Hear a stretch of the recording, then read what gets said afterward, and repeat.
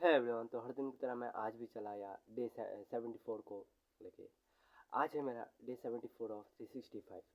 मैंने जो चैलेंज लिया था कि 365 डेज में मैं 365 वीडियोस अपलोड करूँगा, आज उसका डे 47 है।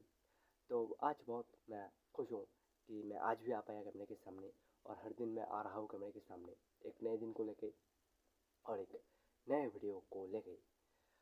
तो मैं कंसिस्टेंसी के साथ और अपने डिसिप्लिन को बनाए रखते हुए मैं हर दिन आ रहा हूँ कैमरे के सामने अपने कम्युनिकेशन को इम्प्रूव करने के लिए।